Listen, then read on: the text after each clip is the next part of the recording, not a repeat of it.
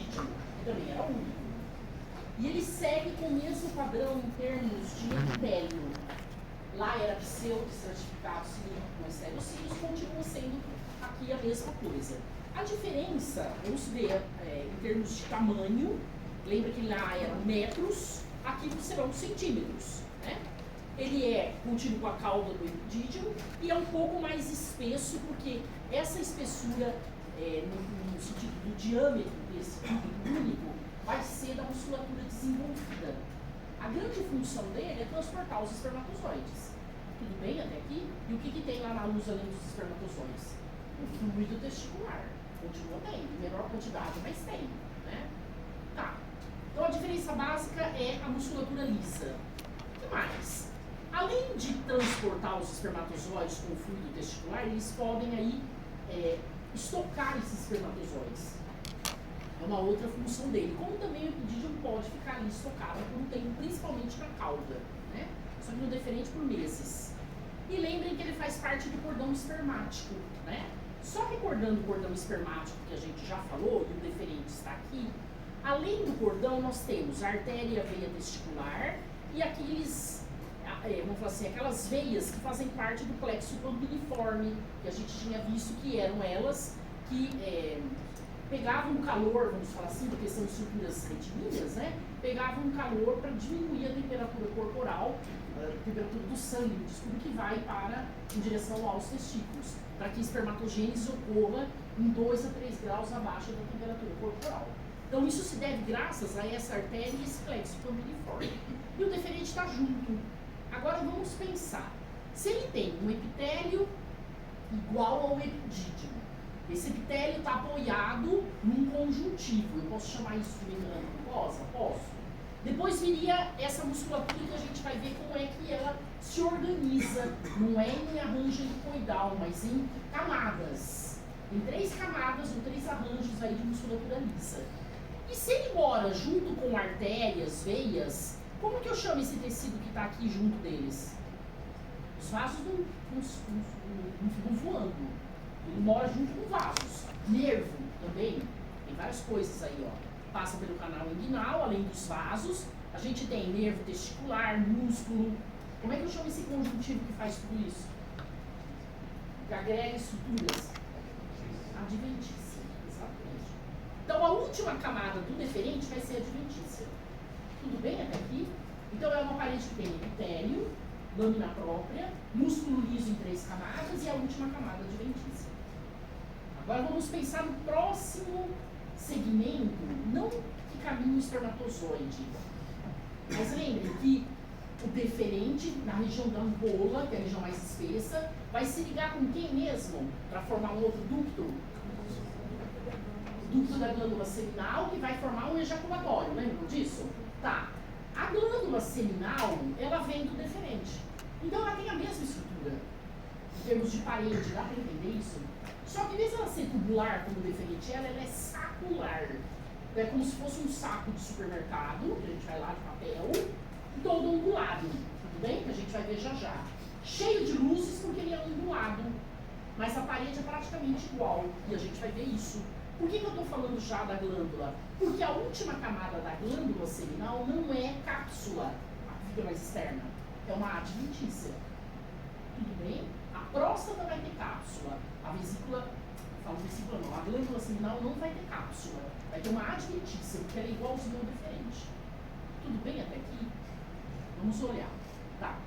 Então, no final lá, o deferente, vamos olhar a região da ampola dele, isso aqui é macroscópico.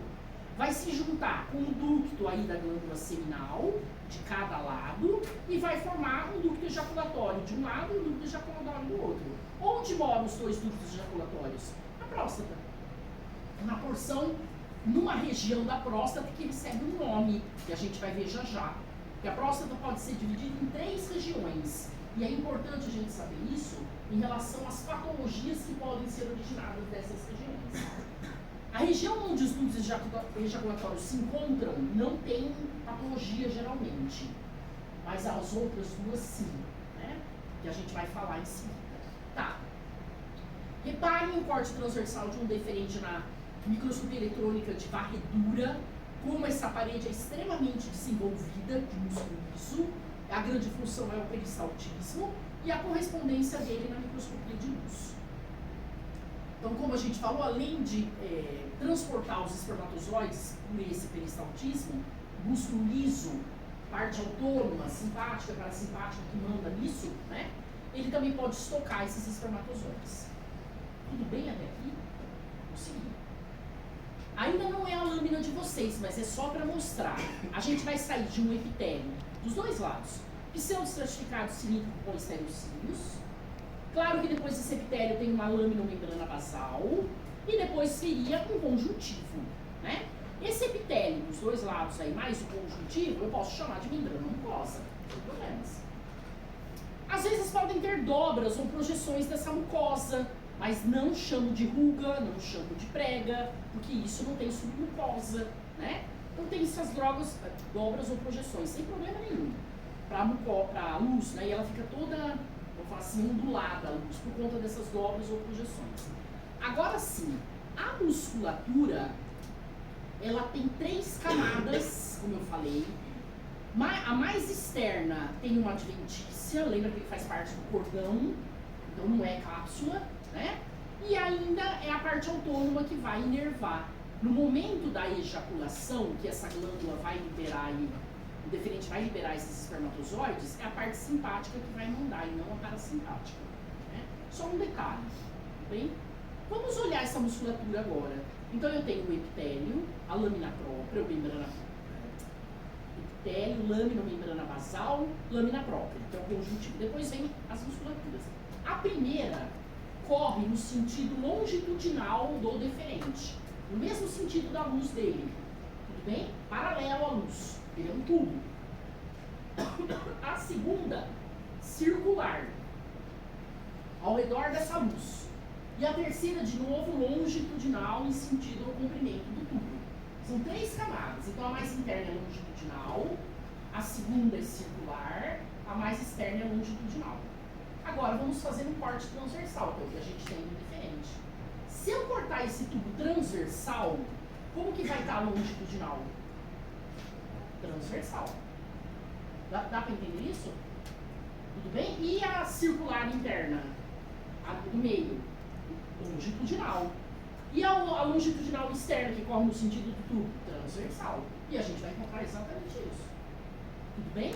Vamos lá. Já já eu vou mostrar. É o deferente que é feita uma manobra que impede, um tipo de uma esterilização masculina, que impede aí a entrada dos espermatozoides ou os espermatozoides seguirem para o próximo passo, que seriam os ductos ejaculatórios. Né? Muito tranquila de fazer esse tipo de esterilização, às vezes se faz até em consultório médico, muito mais fácil do que fazer aí uma ligadura de tuba, que abre cavidade, músculo e assim por diante. Né? Pode ser revertida muitas vezes, se a pessoa optar por essa reversão, e muitas vezes com sucesso. Então, só para mostrar aí, o nome mais comum que a gente encontra aí é vasectomia, mas pode ser também chamado de deferentectomia. Né? Tá, o seguinte. Esse é o deferente da lâmina, se vocês quiserem aí acompanhar, dá para acompanhar. Artefato de técnica. Claro que essa região da lâmina própria não existe em vivo, esse branco aí. Teria que estar coladinho na musculatura, tudo bem? Mas nada impede da gente reconhecer esse tubo como deferente. Até agora a gente nunca tinha visto um tubo com um epitélio pseudoestratificado, cilíndrico com estereocílios, isso é exclusivo dele. E essa camada de músculo muito desenvolvida. E uma adventícia lá no final. Nada igual, né? Tá, então o epitélio pseudoestratificado, cilíndrico com estereocílios, igualzinho do epidídimo, uma membrana basal, lâmina basal que a gente não vê, e uma lâmina própria é exatamente nessa região que tem o artefato. Depois começam as 3 camadas musculares. A primeira vai estar cortada transversal, mas ela é longitudinal. Dá para entender isso? Ela corre no sentido do tubo. Depois a segunda camada, ela está cortada longitudinal, mas ela é circular à luz, se a gente for pensar macroscopicamente. E a terceira camada vai estar cortada transversal, mas ela é de novo longitudinal, nos paralelo ao comprimento do tubo. Né? E dá pra gente ver perfeitamente isso. Aqui eu separei imaginariamente a lâmina própria das camadas musculares. Dá para confundir pela acidofilia do colágeno e das células musculares lisas. Então a primeira camada está cortada transversal, a segunda longitudinal e a terceira transversal. Vocês vão ver isso direitinho. E essa última camada aqui é a adventícia. Com quem que ela compartilha mesmo, essa adventícia? Quem são as estruturas que essa adventícia é compartilhada? Glândula seminal? Não, é uma continuidade. Eu falo, o deferente mora numa estrutura, que é o cordão espermático. Com os vasos, artéria, veia testicular, plexo multiforme, tudo bem? Nervo, vaso linfático, mora dentro do cordão. Tudo bem para vocês o que eu estou falando? Tá, vamos ver se na prova vocês vão acertar. Tudo bem? Terminei aí. Deferente, a região da ampola mais avantajada, a luz, e ele vai se unir aí com o ducto da glândula seminal, que o autor está mostrando aí na vesícula. E a gente está falando desse ducto aqui, ó, que é o ducto ejaculatório. Está mostrando só um aí, porque a gente sabe que tem dois, né? Um de cada lado. Então agora a gente vai para os ductos ejaculatórios.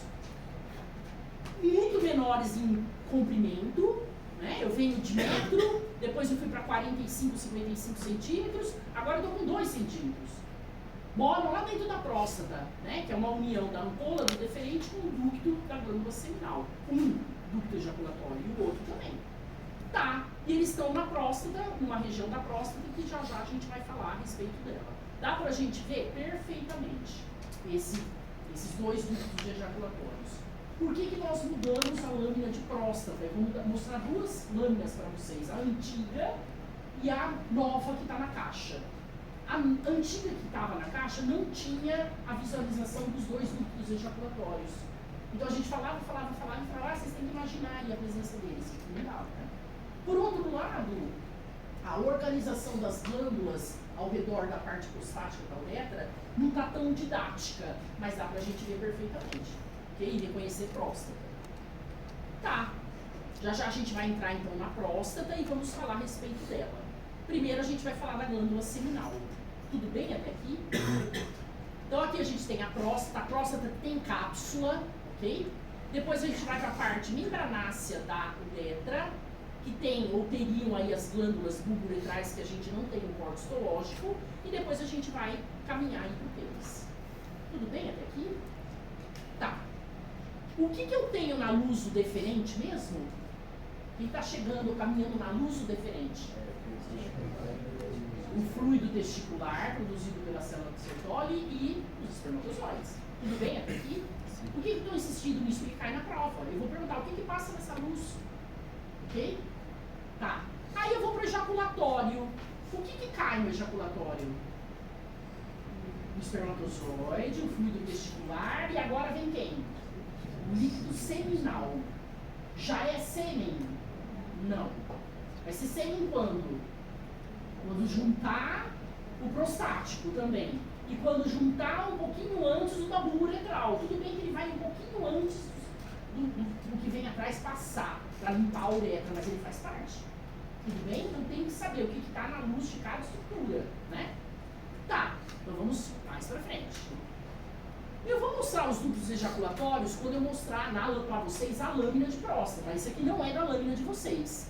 Mas eles são duas estruturas iguais a essa, com projeções para a luz, como as dobras do deferente que a gente acabou de ver, também tem dobras, do lado a lado, e lembra que eles moram num estroma da próstata que a gente chama de fibromuscular. Lembram disso que eu já tinha falado? Então tudo que está em róseo aí, que é dentro da próstata, isso é chamado de estroma fibromuscular. E vamos ver o epitélio desses ductos. Eles vão de pseudoestratificado cilíndrico a simples cilíndrico. Não dá pra gente falar qual é o epitélio exato do ducto ejaculatório. É membrana mucosa? Continua sendo. Tudo bem? Tem aí uma superfície úmida e um dia ela vai ter contato com o meio externo, definição de membrana mucosa. Né?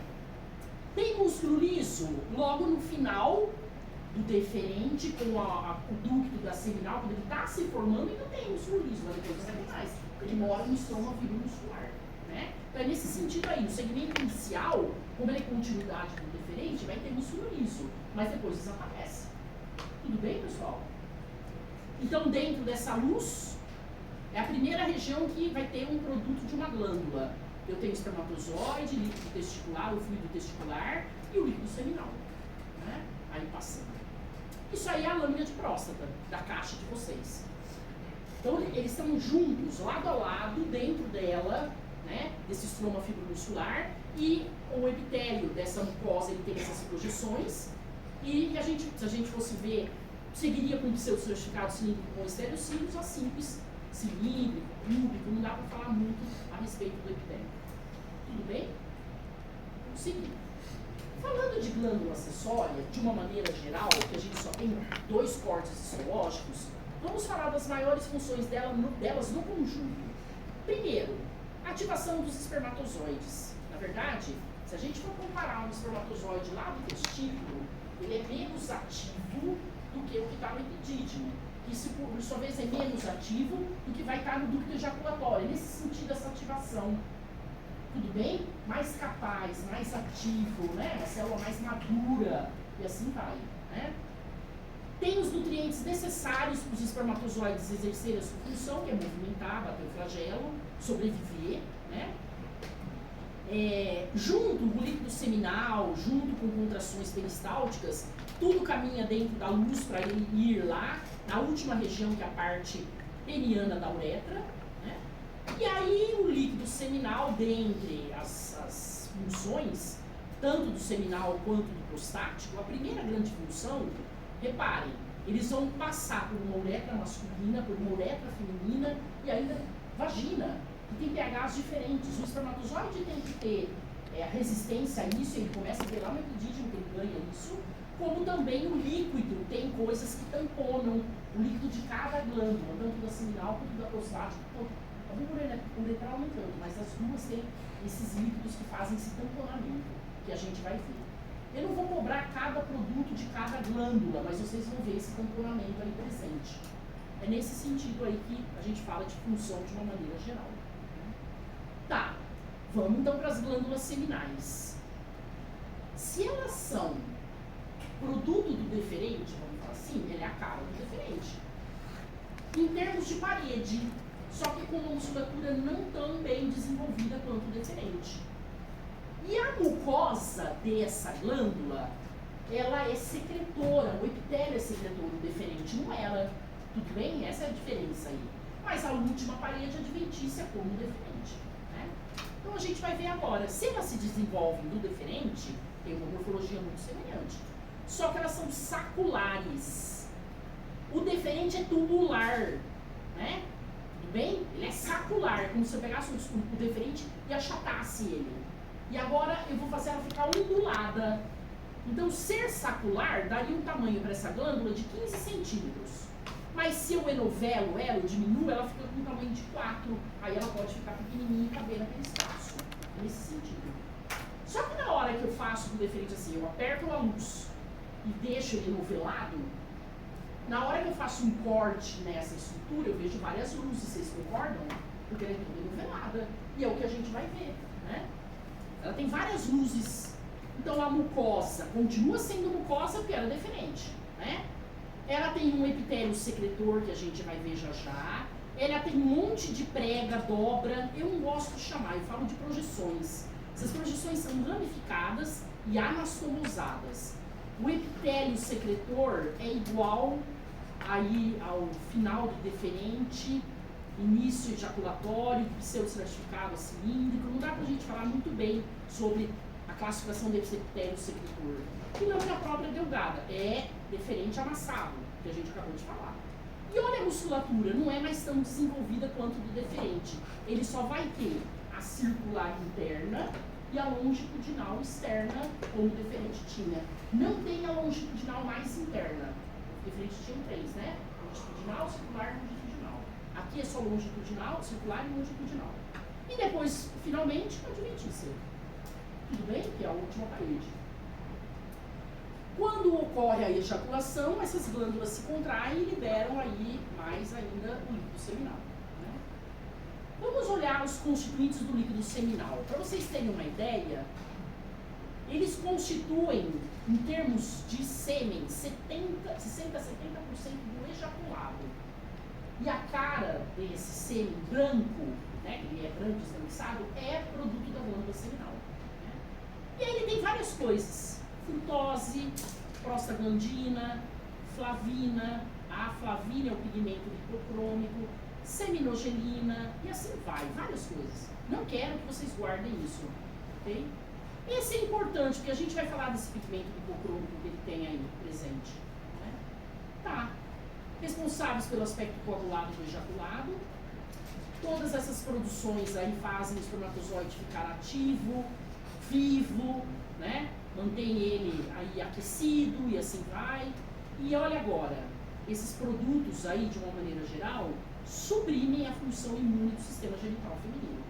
Vai ser depositado no sistema genital feminino uma coisa que o sistema imune não conhece. Como é que o sistema imune não briga contra? Porque tem supressão. Né? Produtos do líquido seminal, por exemplo, suprimem a atividade de células do sistema imune. Por isso que ele não é destruído. Né? Tá, vamos lá. Ligeiramente alcalino e viscoso. Lembra do tamponamento que eu falei para vocês? Né? Tem coisas aí que vão fazer o tamponamento. Lançado no ducto ejaculatório, o líquido seminal, e ajuda mais ainda na capacitação do espermatozoide, deixar ele mais ativo. Então, à medida que ele vai caminhando para a parte peniana da uretra, ou esponjosa, como vocês aprenderam, ele vai sendo cada vez mais capacitado, né, em termos de fertilizar o ovócito. Tudo bem até aqui? Daqui eu quero que vocês guardem o quê? O pigmento lipocrômico, que é o que a gente vai ver. Né? Tá. Lâmina de vocês, essa é a lâmina, várias luzes. E aí vamos olhar um pedaço de uma dessas luzes. Primeiramente, essa seria a luz da glândula, o que está em branco. Reparem que a mucosa é toda, vamos falar assim, em projeções. Vocês vão ver pregas. Eu acho que esse termo prega nos remete a mucosa em mucosa. Eu prefiro falar projeção, dobra, enfim. É esse epitélio secretor que é aquele que é pseudo-certificado cilíndrico, no estereocílio a simples cilíndrico, não dá pra gente falar. Mas ele é secretor e tem a lâmina própria abaixo do epitélio dessas projeções. Aí viria a primeira camada, que é circular em relação aí à glândula, e a outra é longitudinal em relação à glândula. Lembra que é o deferente achatado, né? E a última camada adventícia. Vamos olhar aí a parede da lâmina de vocês. Isso aqui é exatamente o que a gente está vendo em uma dessas luzes, né? Aqui a gente teria a musculatura, a mais interna é a circular, a mais externa é a longitudinal e depois a adventícia. Então é só pensar no deferente achatado, com várias luzes e menos musculatura, né? Lisa. Aí mostrando uma região que dá pra gente ver a circular e a longitudinal cortada transversal e uma das luzes com essas projeções, a adventícia. Tudo bem? Vamos olhar aqui numa projeção. E aí eu vou apagar um pouquinho a luz. Conseguem ver aí um pigmento amarelo? Qualquer região que vocês caminhem nessa mucosa, nessas projeções para a luz, qualquer uma delas, vocês vão ver a riqueza dessa estrutura em amarelo, que é a flavina ou o pigmento lipocrômico. Isso é para manter o espermatozoide vivo, né? Um tipo de um produto que deixa ou mantém ele vivo. De todas as lâminas que eu já vi de glândula seminal em 40 anos, vamos falar assim, essa é a mais bonita. Então aproveitem aí, porque é uma lâmina que muita gente queria ter na caixa, né? E muita gente pede emprestado imagens e assim por diante. Vou apontar um tecido, olha a lâmina própria aí, ó. Dá pra ver ela bem pequenininha, bem fininha. Tudo bem? Vai ficar bem vermelho aí. Todo mundo tá vendo ela? Isso aqui é a mucosa de uma glândula seminal. Se eu mostrar só isso e perguntar órgão e região do órgão, dá para falar quem é sem ver o resto? Perfeitamente. Nenhum outro local a gente vê essas projeções que tem esse pigmento lipocrômico. Ok? Que outra camada ou que camadas eu não estou vendo aí? dessa glândula? A muscular e a adventícia. É o tipo de pergunta que cai. Como que eu sei? Vamos ver se ele sabe que ele está vendo glândula seminal ou não está vendo deferente. Ou então perguntar, o que esse órgão tem de diferente de um deferente? Ou qual a similaridade? Qual as diferenças? E assim por diante. Tudo bem? Alguma dúvida? Vamos sim. Passamos para a próstata agora. O que eu tenho que lembrar? Que eu já sei. A próstata, diferente da glândula seminal, tem uma cápsula. Essa tem cápsula. Tudo bem? Não é mais adventícia. Ela não mora dentro do cordão espermático, né? Tá, então lá fora eu vou ter uma cápsula. E aqui eu gosto muito desse esquema, porque é exatamente isso que a gente tem que se orientar para ver ou estudar a próstata. Primeiramente por essa luz, que a gente está vendo aqui também, não é da lâmina de vocês, mas a gente está vendo o correspondente aí no corte histológico. Que luz é essa? Da parte prostática da uretra, tudo bem? E ela é revestida por um epitélio de transição. Claro que todo epitélio se apoia num conjuntivo, que eu chamo de lâmina própria, continua sendo uma membrana mucosa, né? E essa luz recebe os ductos de glândulas que se organizam ao redor da parte prostática da uretra. As glândulas mais próximas dela e as menores, com a luz bem fechada, tanto de ducto quanto de adenômero, são chamadas de glândulas mucosas. Tem a proximidade aí com a membrana mucosa. Depois, as intermediárias, com uma luz um pouquinho maior e um adenômero também com luz maior, seriam as submucosas, mas eu não tenho uma submucosa muscular de mucosa igual aquelas. Tudo bem? E depois as periféricas, as mais externas, com uma luz gigante, e ductos também com uma luz bem gigante. Então elas se organizam ao redor dessa luz, da parte prostática da uretra. Então, a próstata é uma glândula constituída por glândulas. Dá para entender isso? Tem várias glândulas aí. Quem era igual a ela? Que era uma glândula constituída por glândulas. Que vocês já aprenderam. Mamária. Por isso que se confunde. Se a gente vê uma mama ativa e vê uma próstata com corpora milácea, na sua luz dá para confundir. Cuidado. Cuidado. Vocês vão ver quando vocês olharem a lâmina. Dá para confundir. Ok? Tá. E eu já tinha falado, o estroma, onde moram os adenômeros e os ductos, é fibromuscular. Fibro de colágeno 1, muscular de músculo liso. Tudo bem? Vamos seguir. 3 zonas, então, eu consigo olhar para a próstata e demarcar. Eu falei dessa classificação, mucosa, submucosa e as mais externas ou as mais periféricas. Outra denominação pode ser interno, intermediário e periférica. A gente consegue ver essas 3 glândulas organizadas nessas regiões e dessa maneira, como eu acabei de falar. As mais internas, as intermediárias, as mais externas, as mais periféricas, ou as mucosas, as submucosas e as principais, nesse sentido, né? Tá, vamos ver. Uma outra forma de se mostrar a próstata em termos de organização de glândula e ducto. Então, reparem, parênquima, estroma, parênquima, né? Quem é o estroma? Cápsula e o estroma fibromuscular. Não tem septo, não tem trabeculo ali. Quem é o parênquima? O parênquima são as glândulas que se organizam ao redor da parte prostática da uretra. Elas são túbulo-alveolares. Lembra que a mama também era túbulo-alveolar, uma mama ativa? Muito parecida, né? E ductos que vão desembocar aí na luz da parte prostática da uretra. Então, o que o autor desenhou? Em vermelhinho, perto da parte prostática aí, que vocês estão vendo, seriam as glândulas mais internas, que a gente chama de glândulas mucosas. Tanto os adenômeros quanto os ductos da mesma. Em laranja, que vocês estão vendo aí, seriam as glândulas intermediárias ou submucosas.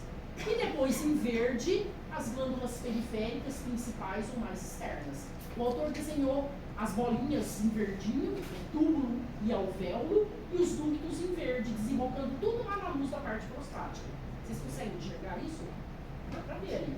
As bolinhas seriam os adenômeros, túbulo acinar, e os ductos estariam em amarelo. A mesma coisa para o vermelho. Tudo bem, pessoal? Ok? Vamos seguir. Tá. Da mesma maneira que a glândula seminal tem o pigmento lipocrômico que marca ela, e só mostrando ela dá pra gente falar que é ela, só mostrando a mucosa, a próstata também tem acúmulos do seu produto, que é o líquido prostático, na luz, muitas vezes, e isso marca a próstata também. E esses acúmulos são chamados de corpo amiláceo ou corpora amilácea. Onde que eu estou passando mesmo a ponteira? Aqui, ó. O que é isso? Estroma fibromuscular. Isso aqui é uma glândula, tudo bem? Prostática. Uma luz bem avantajada, provavelmente a mais periférica. Tá, vamos seguir. As concreções que marcam essa glândula, pode falar, amigo. A lâmina própria é logo após do epitélio de transição. Conjuntivo, propriamente. Não, o estroma fibromuscular ficou entre os ductos e os adenômeros. Ele é uma continuidade. Então a lâmina própria é uma continuidade disso, né? A lâmina própria vem antes e depois aparece o estroma. O estroma é uma continuidade da cápsula. Ok? Mas não deixa de ter conjuntivo. Né? Posso seguir? Vou seguir. Tá, olha lá. Enquanto que o líquido seminal ele geralmente é alcalino, o prostático é ligeiramente ácido. Lembra que eu falei que tinham coisas que tamponavam, né? Não precisam guardar, ok? Diferentemente da seminal, agora é importante, a seminal é que contribui com o maior volume, né, do sêmen, seguido pela prostática. Então a principal é a seminal, que vem aí em termos de quantidade, né? Tem vários componentes, como a seminal também tem. Um deles aqui é importante. Por quê? Porque é o antígeno prostático específico, o que é dosado no sangue como vamos falar assim, não é definitivo, mas como uma coisa que ajuda a dar o diagnóstico, por exemplo, de um adenocarcinoma. Mas o que são as coisas que um homem tem que fazer? Vamos pensar assim. Primeiro, toque. Segundo, ultrassom. E terceiro, a dosagem do PSA. Porque já tem muita gente que tem o PSA alto, mas não tem nada em relação ao toque e nem ao ultrassom.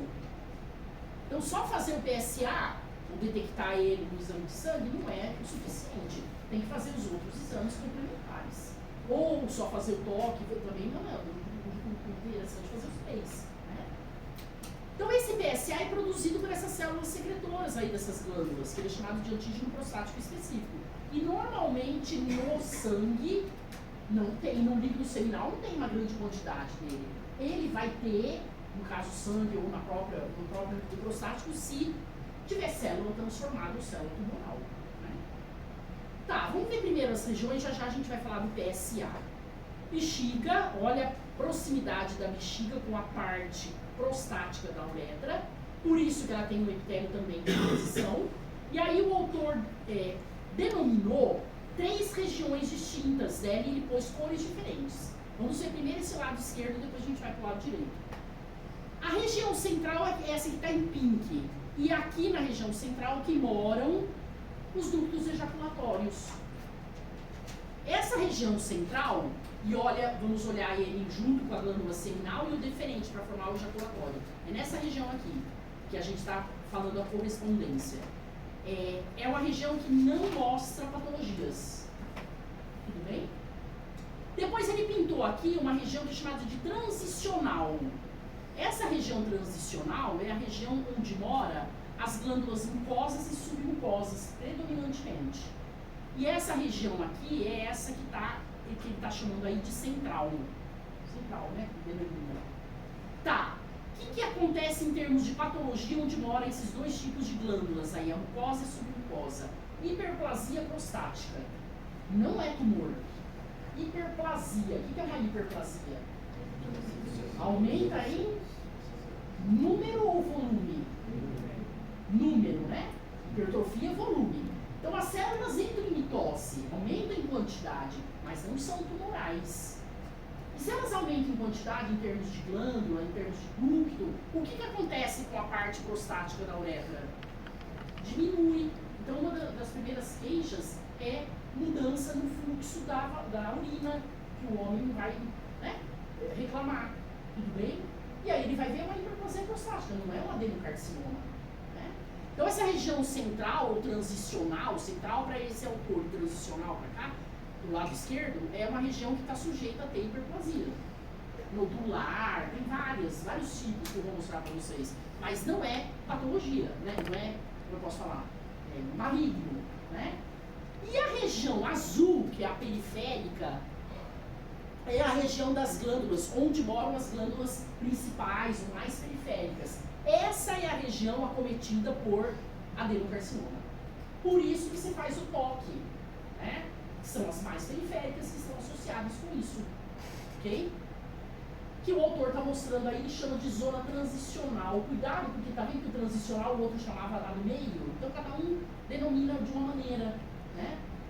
Tudo bem? Duas denominações que praticamente são opostas aí, né? No sentido de falar o que é que mora aí. Tá, vamos seguir. Uma próstata, então, alargada ou aumentada em volume, que pode vir de uma hiperplasia, e aqui a cara de uma hiperplasia prostática, não necessariamente quer dizer adenocarcinoma. E automaticamente ela vai obliterar a parte onde a urina passa, que é a parte prostática, e o espermatozoide também cai ali, junto com o líquido seminal, né? O ejaculatório libera aí nessa região também, né?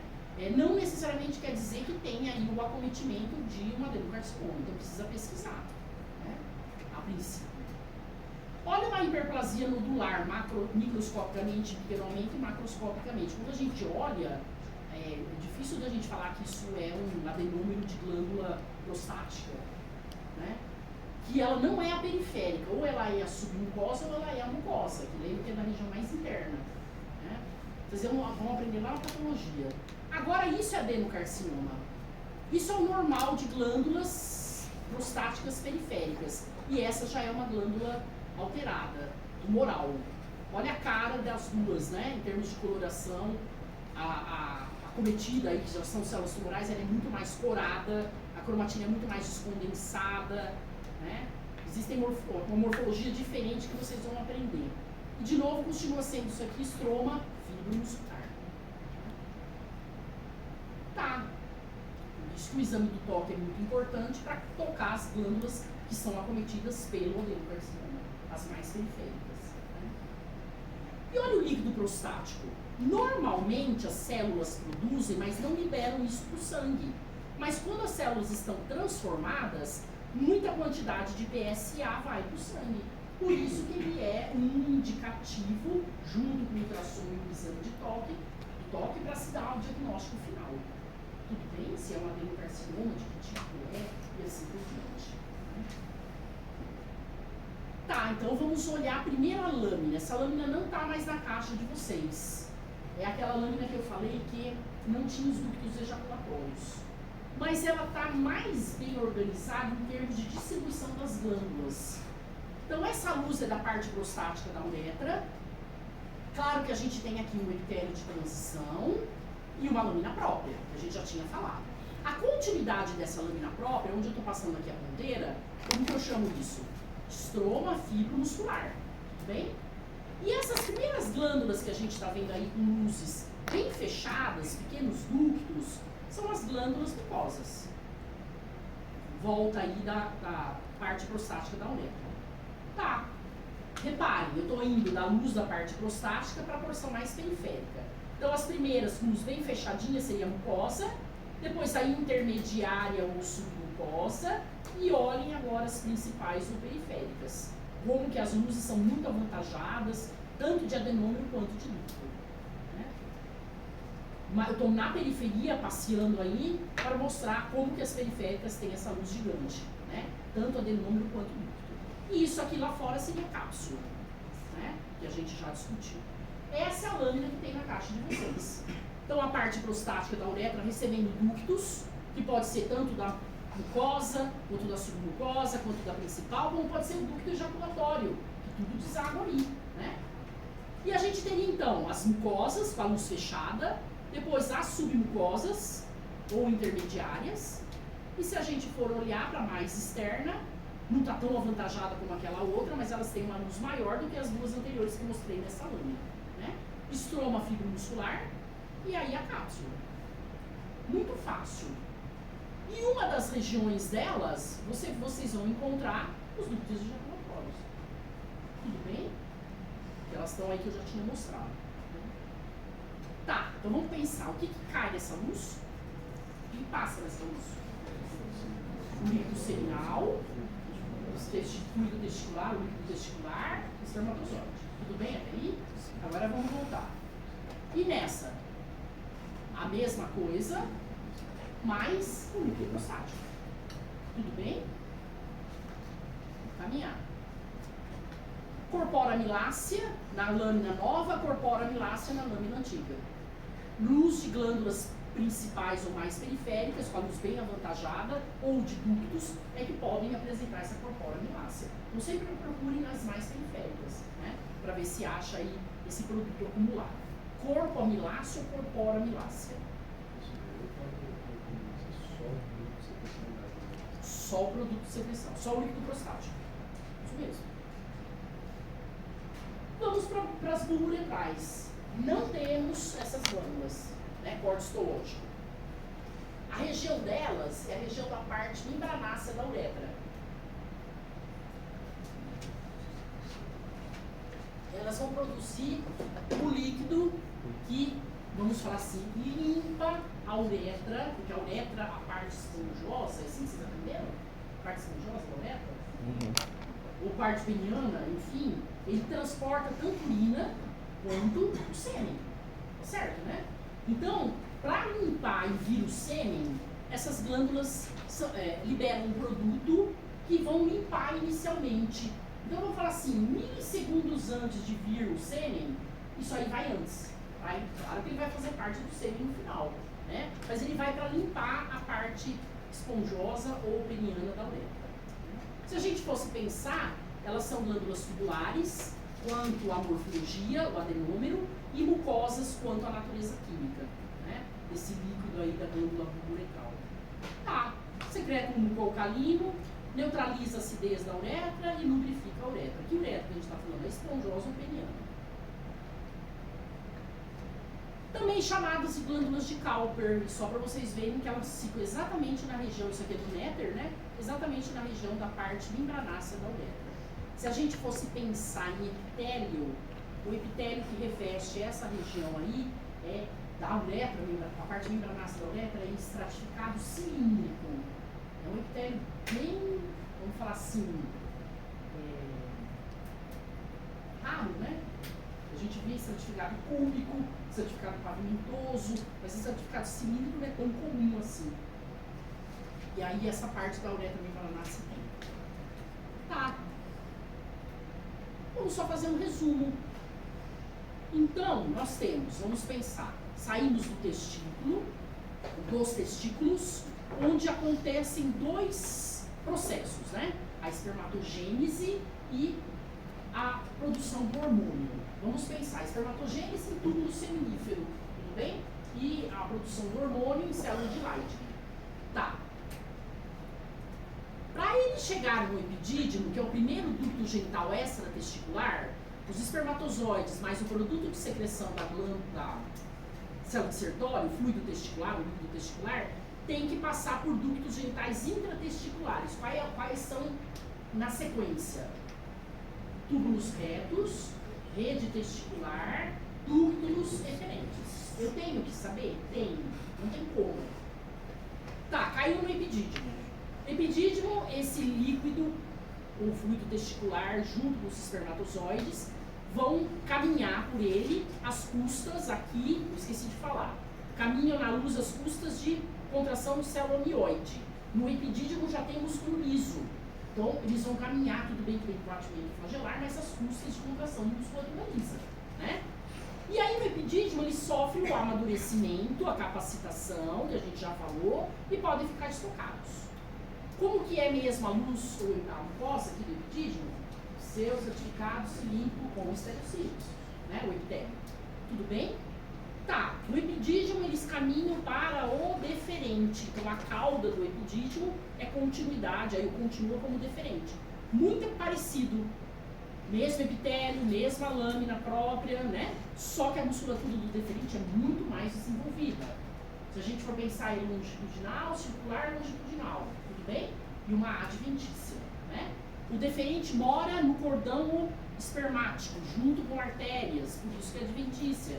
Nervo, veia, plexo bronquiforme, assim vai, né? Tá.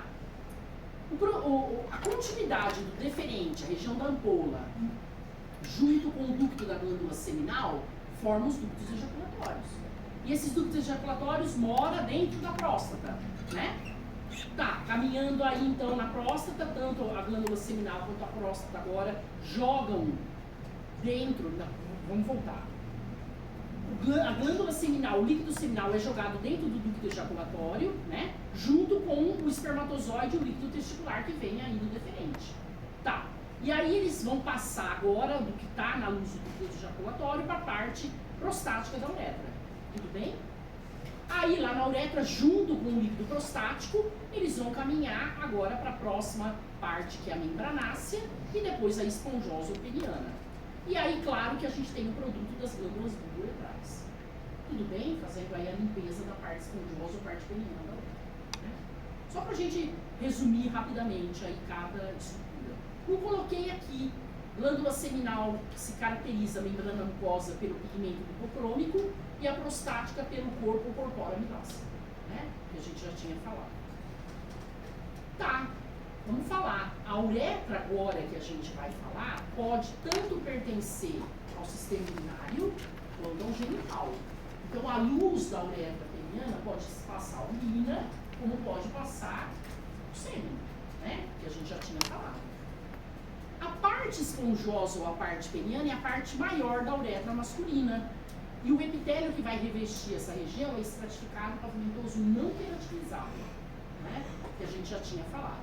Então é essa região que a gente está falando agora. Tudo que está em vermelho é a parte, é a uretra, né? A parte prostática, a parte membranácea e a parte peniana. A gente está falando da peniana agora, né? Peniana ou esponjosa. Tudo bem? Os epitélios vão mudar de transição na parte prostática, na parte membranácea ou membranosa, estratificado cilíndrico, e na peniana ou esponjosa, estratificado pavimentoso não queratinizado. Tá, vamos caminhar. Quando a gente olha então agora o pênis cortado transversal, então ele vai ter uma luz, que é a parte peniana, a uretra, tudo bem? E ao redor dela, acompanhando ela, nós vamos ter os tecidos eréteis, que são chamados de corpo esponjoso e dois corpos cavernosos. O pênis que a gente vai ver só tem um corpo cavernoso, porque é pênis de criança, ainda não tem dois subdivididos pela albuginha, eu já tinha falado isso anteriormente, né? Além disso, o pênis que a gente vai ver, ele tem duas peles, porque ele tem a pele que cobre a glande também, ok? Às vezes a pessoa faz a circuncisão e não tem essa pele, só tem a externa, né, que está cobrindo aí o corpo dele, não a cabeça dele, né? Tá, vamos seguir. Isso aqui é mais macroscópico, vamos ver aí uma microscopia e a gente vai ver um corte semelhante a esse.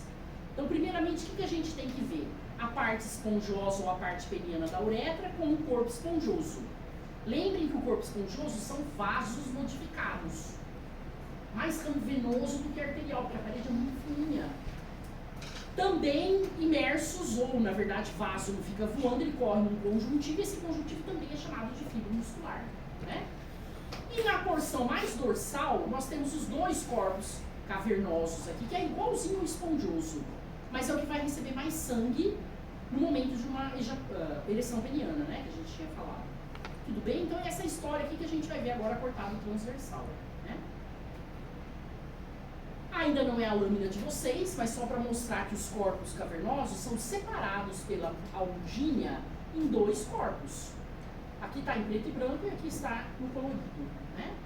Então nós vamos ver que a albuginha agora, ela separa aí os corpos, tanto o esponjoso quanto o cavernoso. Então todo esse rosa que vocês estão vendo aí, ó, é chamado de albuginha. Então a gente vê a albuginha no testículo epidídimo, estamos vendo a albuginha aí no pênis. É um conjuntivo denso não modelado. A próxima albuginha que a gente vai ver é lá no ovário, né? Que é assunto da próxima aula. Tudo bem? Tá. O que é a circuncisão, a peritomia ou postectomia? É retirar essa pele que cobre a glande. E que isso é muito comum em indivíduos... Me ajuda. Judeu? Que é? Quem que é circuncisado, gente? Israel lá. Judeus. Judeus. A cabeça está totalmente fora. Os judeus, é muito comum. E o que se sabe, se for comparar judeus e os não judeus, que a maioria não é circuncisada, né, se a gente for pensar? O índice de câncer de pênis é muito menor neles. Ou é praticamente zero, né? O que é um indicativo que é uma coisa boa, que deve ser feito. Que a limpeza disso tem que ser muito bem feita. E restos de coisas que podem acumular aí, se não tiver bem feito, pode causar vários problemas, né? Então é só para mostrar que a lâmina que a gente vai ver vai ter essa pele, por isso que a gente vai ver duas epidermes, uma interna e uma externa, ok? Deixa eu voltar anteriormente, aí não tem. É essa pele aqui que está cobrindo a glande que a gente vai ver lá também, né? Tá. Ainda não é a lâmina, mas só para mostrar que todas essas estruturas que vocês vão ver, que são vasos modificados, são revestidos por endotélio. Tanto o corpo erétil, o corpo cavernoso, quanto o esponjoso. E tem aí artérias que recebem um nome importante por causa da ereção, a tal das ericinhas. A gente nem vai ver essa parte de vascularização. O que chega, o que sai. A gente sabe o que vai fazer o sangue ficar aí e o que não vai fazer ficar, né? Tá, tem parte autônoma, simpática e parasimpática mandando aí, músculo liso, né, que a gente vai ver. E esse estroma é fibro muscular. Vamos ver a história já já. Tá, olha o tecido que eu falo, fibro muscular, bem, vou falar assim, acidófilo. A gente tem tanto músculo liso quanto colágeno aí, entre esses vasos modificados. E aí a gente chega na lâmina, que é exatamente a lâmina que vocês vão olhar. Se vocês quiserem colocar aí para acompanhar, primeiramente vamos olhar o início, a parte da uretra, né? A luz da parte esponjosa ou peniana da uretra. O epitélio que reveste aí, estratificado pavimentoso não queratinizado. Claro que esse epitélio se apoia num conjuntivo, lâmina própria também, que é contínua com esse estroma fibro muscular. Ah, mas não é glândula, por que eu chamo? E se ele não é uma glândula, né? Continua sendo chamado de conjuntivo, ou então não mudar, não estroma, conjuntivo fibro muscular, né? Seria até melhor, e não continuar com estroma, né? Tá, todas essas estruturas esburacadas aqui são vasos, e mais ramo venoso, e revestidos por endotélio. Já já a gente vai aumentar. E a gente chama de corpo esponjoso da uretra. A anatomia também chama assim? A albuginha, ela vem aí, já já a gente vai mostrar. E ela separa o corpo esponjoso da uretra do cavernoso. Qual é a diferença aqui agora? O cavernoso é um bloco só, não tem dois, que é apenas criança ainda. Dá pra gente já olhar a diferença que tem nesse conjuntivo fibromuscular, o corpo esponjoso com o corpo cavernoso, em termos de acidofilia? Vocês conseguem ver aí a diferença? É muito mais conjuntivo fibromuscular no cavernoso do que no esponjoso. É aquilo que eu falei. Tem que ser um tecido que sustenta muito mais esses vasos, suporta a pressão, porque é aqui que vai ter mais sangue do que no corpo esponjoso. Se o corpo esponjoso, esses vasos modificados recebessem muito sangue, fazia o fechamento dessa uretra, ele não pode fechar. Então é mais o corpo cavernoso que recebe. Por isso que esse conjuntivo fibromuscular é mais desenvolvido. Né? E a acidofilia mostra isso. Ok? Passando a pele agora, dando ênfase na pele. Reparem que eu tenho epiderme fora e tenho epiderme dentro. Como é que eu interpreto isso? Essa é a pele que cobre a glande. Tudo bem? E aí a gente está passeando o corpo cavernoso e vasos com sangue aí, ó. A gente está falando de estroma fibromuscular. Estroma não, conjuntivo fibromuscular, que é melhor. Eu estou mostrando aí a pele externa e aqui a interna. E vamos circundar aí, ó. Estou mostrando duas peles. Tudo bem? Duas peles, a interna e a externa. E aí vai. Uretra, né? A parte peniano-esponjosa, corpo esponjoso da uretra e o corpo cavernoso. Vamos dar um aumento aí agora na parte da uretra esponjoso-peniana para mostrar o epitélio e a lâmina própria, né? E aí o início do corpo esponjoso da uretra. A mesma coisa aí para vocês verem os vasos modificados, com sangue aí, né? E endotélio. E aí para mostrar o corpo esponjoso e o corpo cavernoso. A gente olhar aí, olha a diferença que tem de acidofilia do conjuntivo fibromuscular do corpo cavernoso em relação ao esponjoso. Ele é muito mais desenvolvido para suportar maiores pressões aí que esses vasos modificados vão receber no momento que o sangue fica aprisionado. Né? Mais colágeno e mais músculo. Isso aqui é a albuginha. Conseguem ver a diferença da albuginha para o conjuntivo fibromuscular?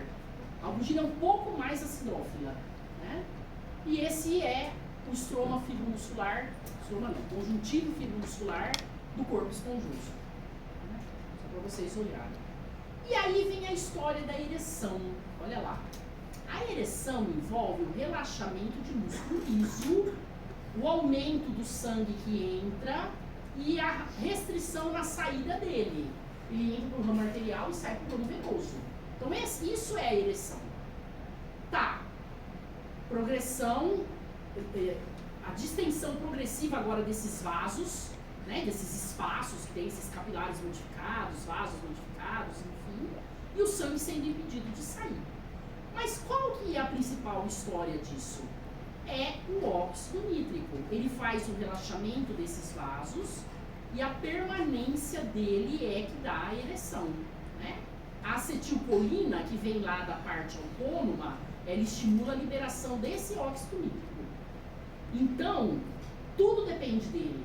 Se ele não tiver permanentemente aí presente, e antigamente ele era chamado de fator de relaxamento de vaso, depois mudou para óxido nítrico, né? Se ele não estiver presente, não tem ereção, não adianta. E isso foi descoberto por um grupo da América do Sul. Agora eu não lembro, acho que é colombiano o estudo.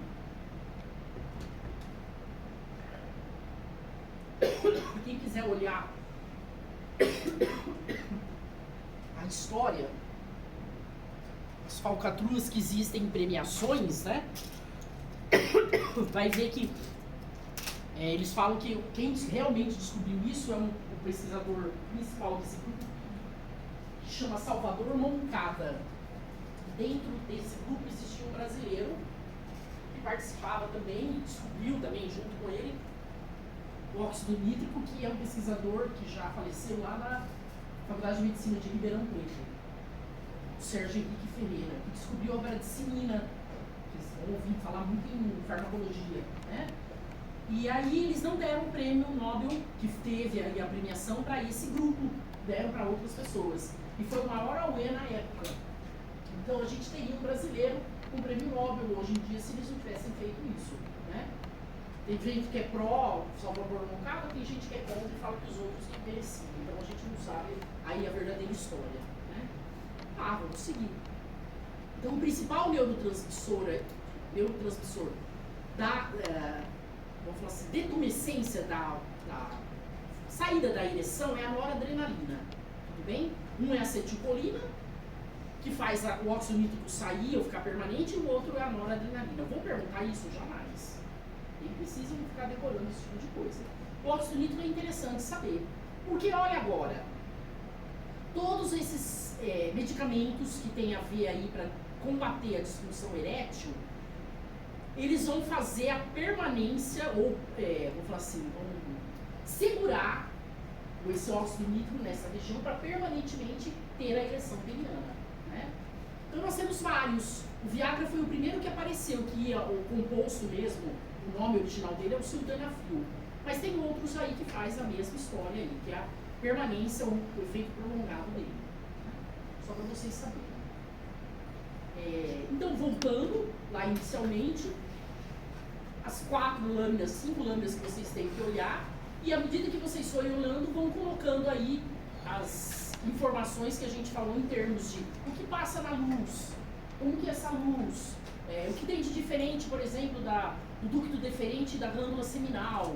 O que tem em comum? Vamos fazendo essas perguntas, que fica mais fácil aí da gente, no final, responder uma pergunta aí de uma avaliação. Né? Então, eu vou voltar lá, nas lâminas que vocês têm aí para olhar. Eu fico aqui até o meio-dia. E eu acho assim, nenhuma é complicada. Talvez a mais trabalhosa seja de testículo, para olhar esses núcleos que constituem aí o túbulo seminífero, né? O epitélio do túbulo seminífero.